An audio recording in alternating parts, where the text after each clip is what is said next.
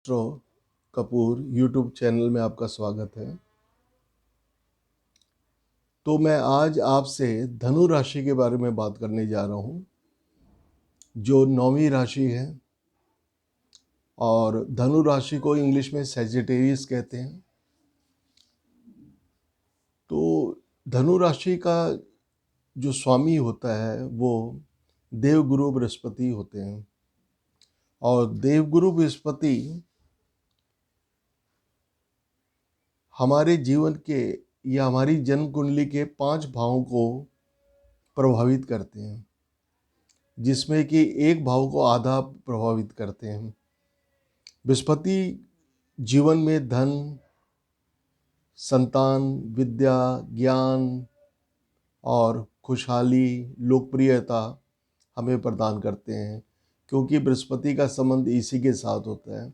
और जो बृहस्पति के प्रभाव में पैदा होते हैं उनकी वाणी बड़ी मधुर होती है, इम्प्रेसिव टॉकिंग होती है। जहाँ भी जाते हैं सारे माहौल को अपने सपोर्ट में कर लेते हैं, हर लोग इम्प्रेस हो जाते हैं इनसे। तो दोस्तों, आज मैं, जैसा कि आप जानते हैं कि 2020 जो बहुत त्रासदीपूर्ण रहा, लेकिन अब क्या है कि जो 2021 है ये खास करके धनु राशि के लिए बेहतर रहने वाला है। तो सारी चीज़ों की डिटेल के बारे में अभी मैं आपको बताता हूँ, लेकिन सबसे पहले मैं ये बताना चाहूँगा कि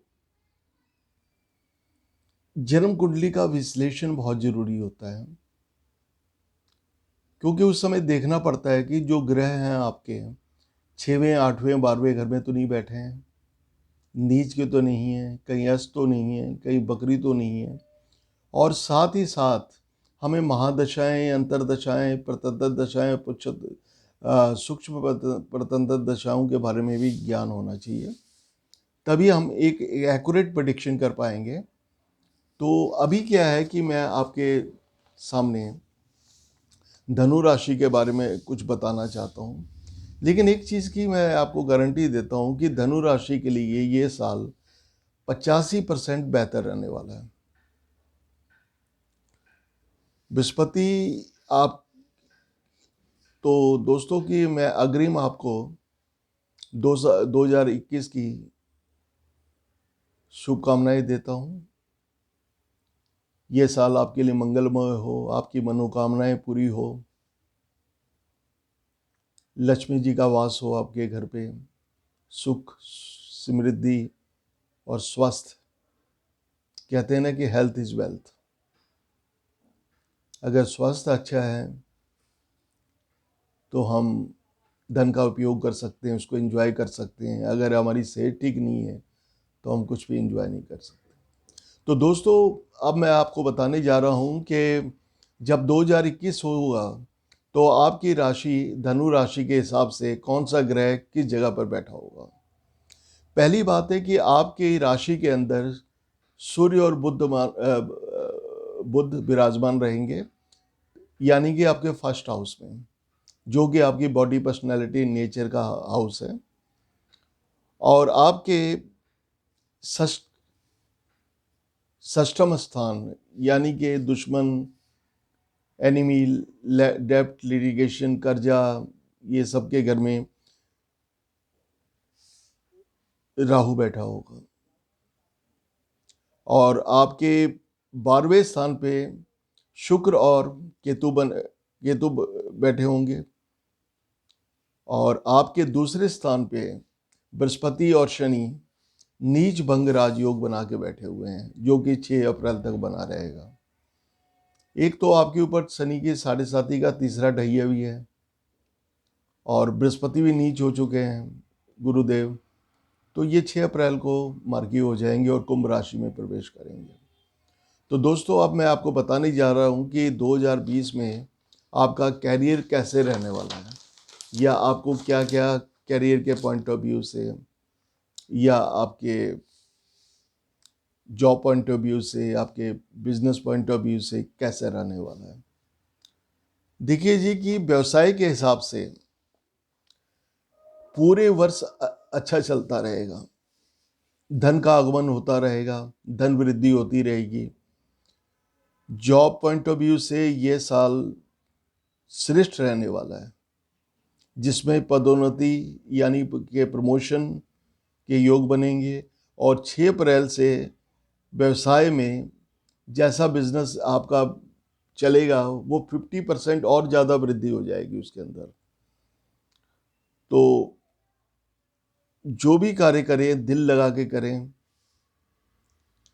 क्योंकि ये साल आपके लिए पदोन्नति और व्यवसाय के लिए बहुत अच्छा रहने वाला है। और ये समय शुरू होगा मार्च, अप्रैल, मई, जून, जुलाई और फिर सितंबर, अक्टूबर, नवंबर में बहुत अच्छा रहेगा। तो कुल मिला के जो कैलकुलेशन बनती है कि ये साल आपके हिसाब से व्यवसाय और जॉब वालों के लिए बहुत अच्छा रहने वाला है। अब मैं आता हूँ आपके फाइनेंस पे कि फाइनेंस कैसा रहने वाला। पूरे साल धन प्रचुर मात्रा में आता रहेगा। मार्च, अप्रैल, मई, जून, सितंबर, अक्टूबर, नवंबर और दिसंबर के महीने आपके जीवन में बहुत महत्वपूर्ण भूमिका निभाएंगे और धन की बरसात करते रहेंगे आपके। लेकिन घमंड या दिखावा ना करें, ज़्यादा शो ऑफ करने की कोशिश ना करें, क्योंकि और मेरे हिसाब से अगर डाउन टू अर्थ बने रहे तो बहुत अच्छा रहेगा आपके लिए। कृपया सेहत का ध्यान रखें।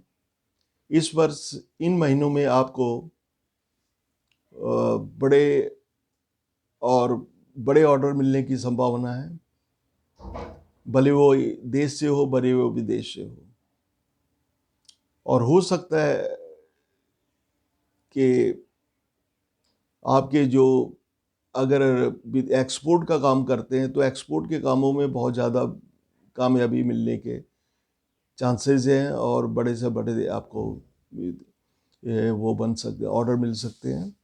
उधार ना दें और अपने स्वास्थ्य का ध्यान रखें। गवर्नमेंट जॉब के लिए और बहुत लाभदायक समय है। सैलरी बढ़ सकती है और ट्रांसफ़र होने के चांसेस रहेंगे। तो दोस्तों, आर्थिक पक्ष या फाइनेंस पॉइंट ऑफ व्यू से ये साल आपके लिए काफ़ी महत्वपूर्ण रहने वाला है। अब मैं आता हूँ कि इस साल एजुकेशन कैसी रहेगी। ये खास करके ये आपके धनु राशि वालों की।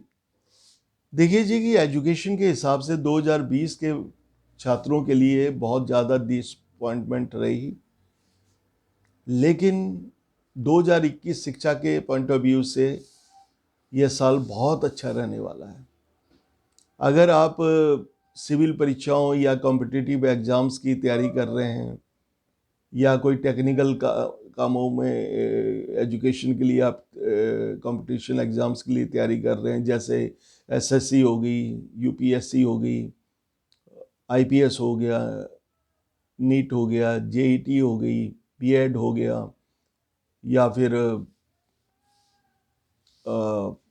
आईएएस हो गया या टेक्निकल एजुकेशन के लिए हो, तो उस लिहाज से अगर आप कोई इंट्रेंस एग्जाम या कॉम्पिटिटिव एग्ज़ाम्स देते हैं तो बहुत ही सफलता के योग हैं।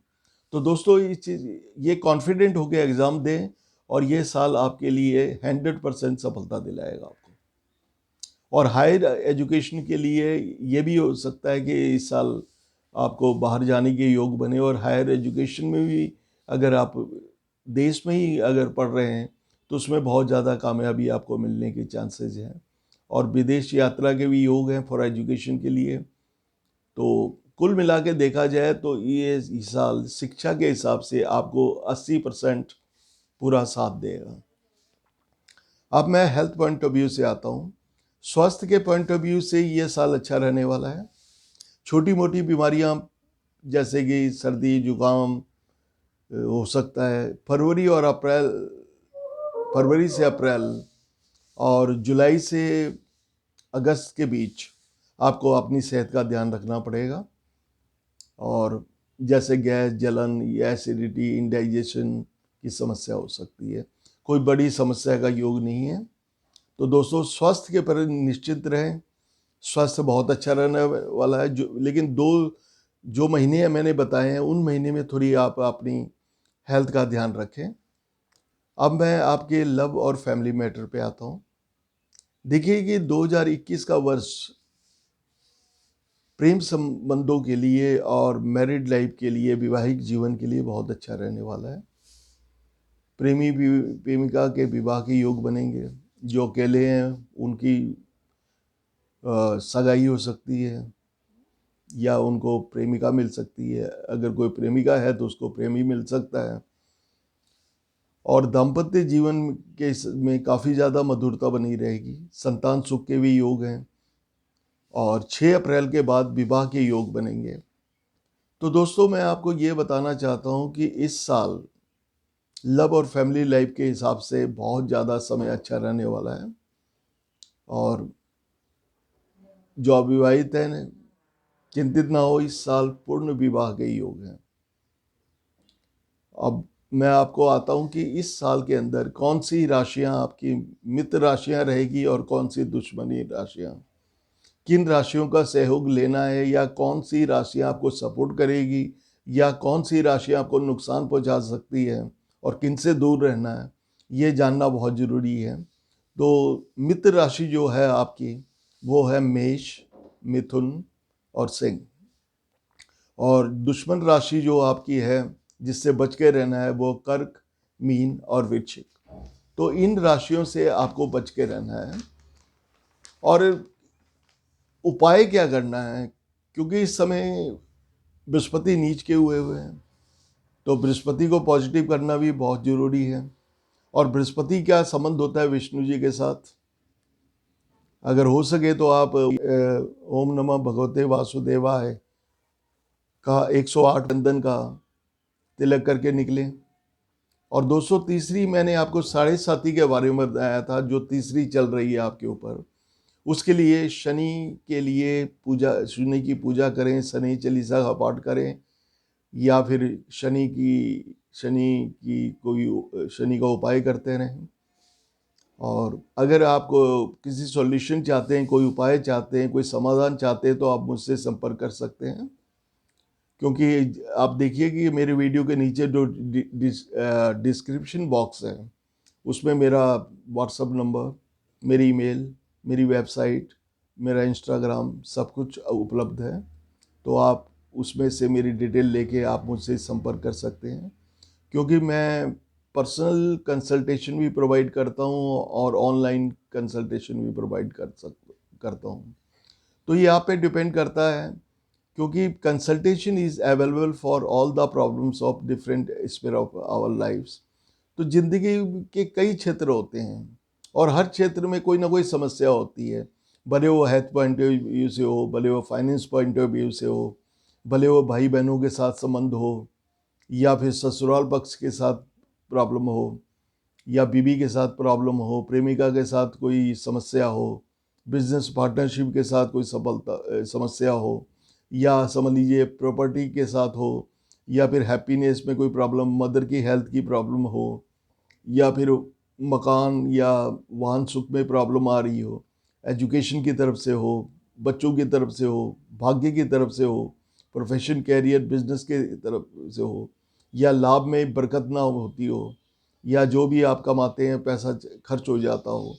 तो किसी तरह की समस्या का अगर आप समाधान चाहते हैं तो आप मुझे संपर्क कर सकते हैं।